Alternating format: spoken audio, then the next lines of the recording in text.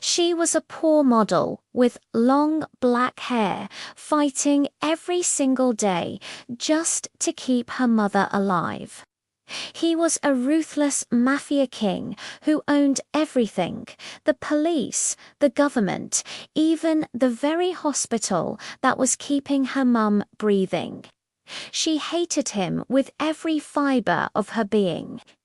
He worshipped the ground she walked on, and when he forced her into a marriage she never wanted, she swore she would never, ever love him. But love is a dangerous game, especially when the one who falls first is the Mafia King himself.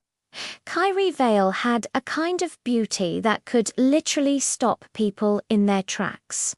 Her long black hair cascaded down her back, her features were soft, and her eyes seemed to shine even in the darkest of nights.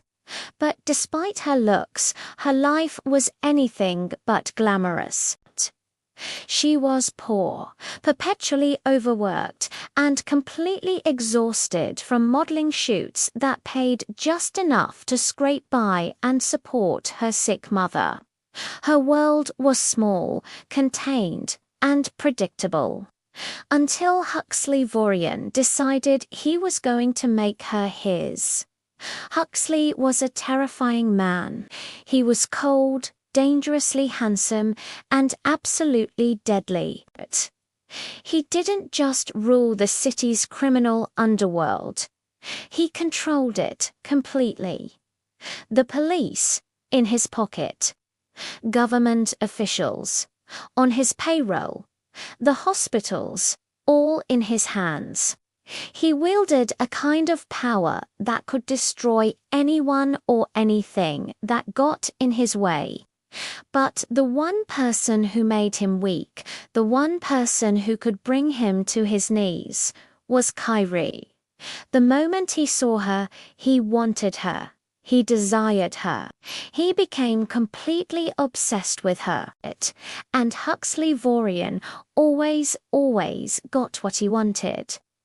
One night, Kyrie was summoned to his imposing office. She stood there, trembling, as his cold, piercing eyes locked onto hers, making her feel like a cornered animal. "Marry me," he said, his voice a low, commanding rumble.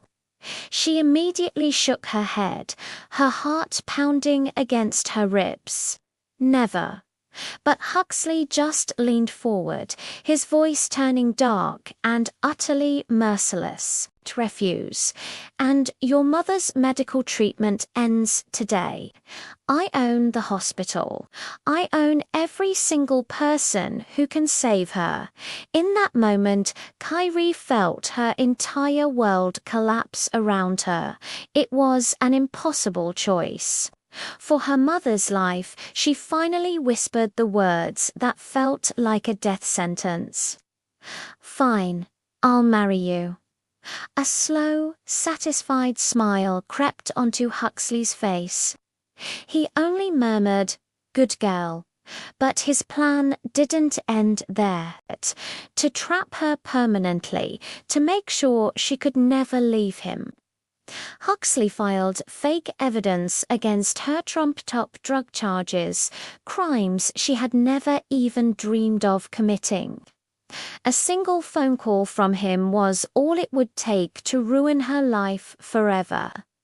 He looked at her, his expression unreadable, and said softly, "You're mine now.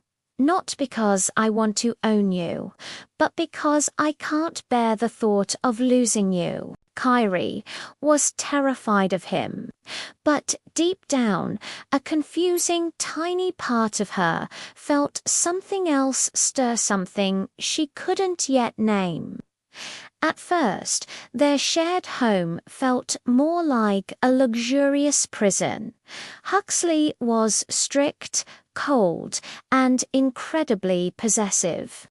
He dictated her every move, and yet he never touched her without her permission. He never hurt her physically. He never crossed that invisible line. at night. She would sometimes wake from a nightmare and find him just sitting in a chair by her bedroom door, silently protecting her, watching over her like she was the only thing in the world that mattered. It was confusing. Slowly, piece by piece, she began to see the truth hidden beneath his ruthless exterior. He wasn't a monster, not entirely. He was a broken man, terrified of losing the only person he had ever allowed himself to love. And Kyrie, no matter how hard she fought against it, started to feel herself falling for him.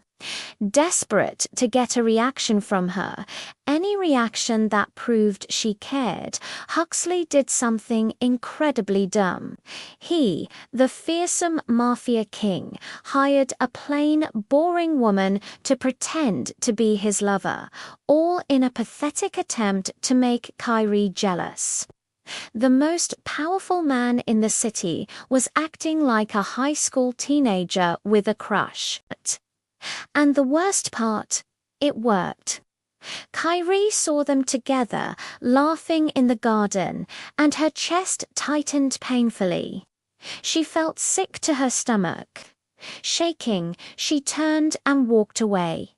Huxley immediately rushed after her, grabbing her arm. "You're jealous," he said, his voice breathless, almost hopeful. "So what if I am?" she shouted back, tears welling in her eyes. "I shouldn't be. You forced me into this. You trapped me. But the worst part is, I can't stop thinking about you." His entire world stopped spinning in that instant. He cupped her face gently, his touch surprisingly soft.